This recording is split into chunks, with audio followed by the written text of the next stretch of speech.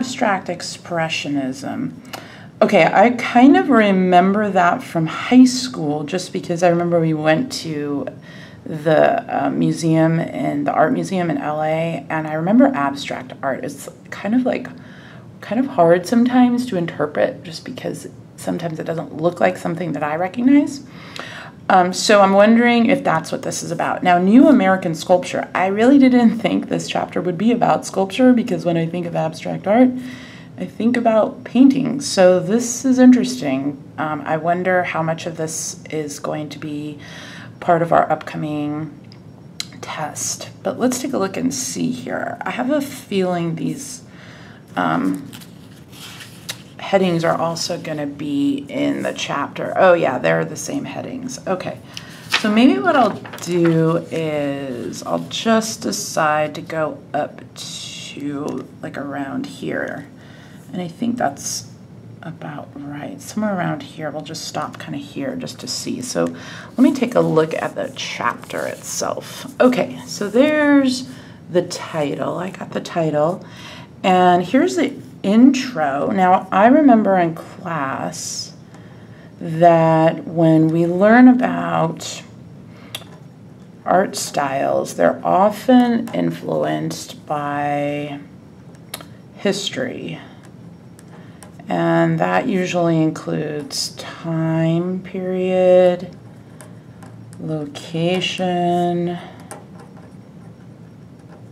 what's going on like culturally, social, maybe even like economic.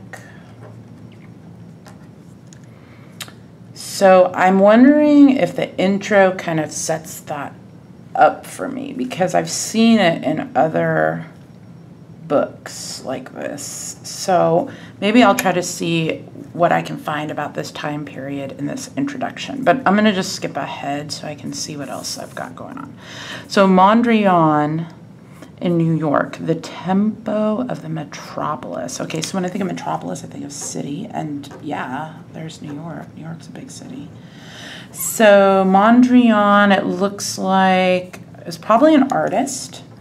So, and he has a whole section dedicated to him. So I'm guessing then that he might be pretty important.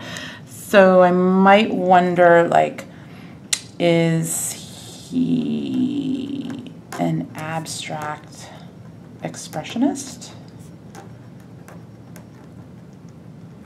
I feel like I want to say yes, but I'm not really sure. I'll just put it as a question. And maybe like, what makes him, what's his style? Yeah, what's his style?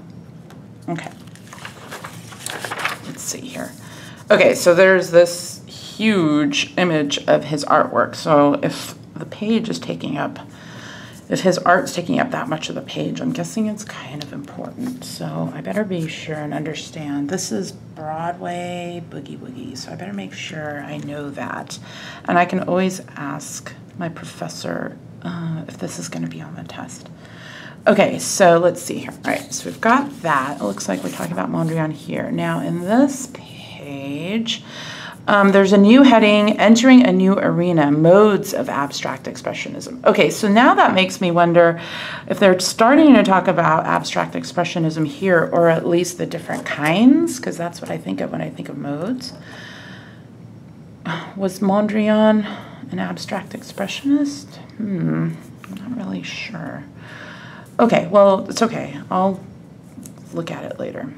Okay, and then there's this box here called context. So I'm kind of wondering, context. Context is like background info. So maybe this is important for understanding something about abstract expressions. Okay, artists and cultural activism. Okay, so like activism, like protesting or something? I'm not sure.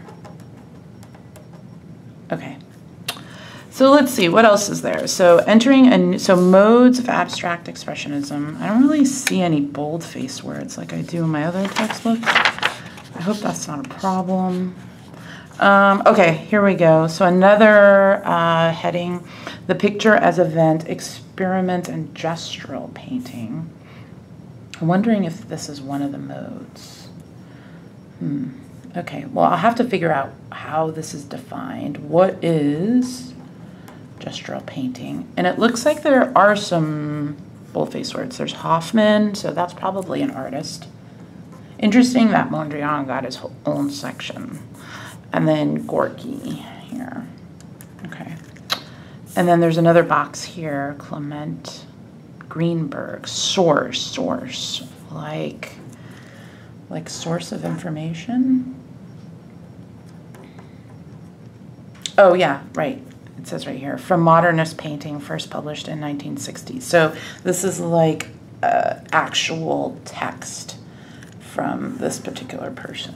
Okay, let's see what else we got here.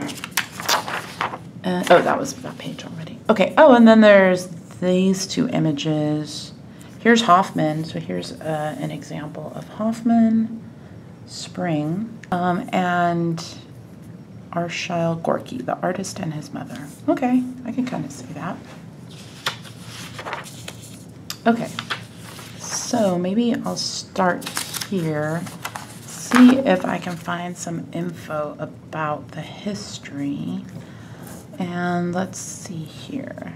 Looking back on the 1940s, the American painter Barnett Newman recalled that the artists of his generation felt the moral crisis of a world in shambles, a world devastated by a Great Depression and a fierce world war.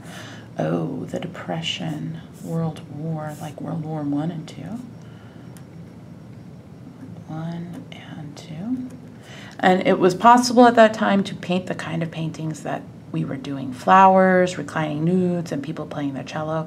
This was our moral crisis in relation to what to paint. Oh, okay. So it sounds like the crisis affected what they were going to choose to paint. Okay, so I'm starting to get an idea of the time period here. Okay.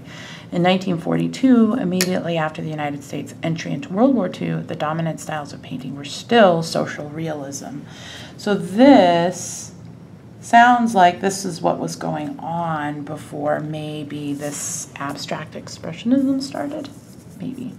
These styles, conservative in their naturalism, unapologetic in their nationalism and nostalgia. I wonder what this means. I'll have to look it up. Maybe I could use my phone and just Google it. What does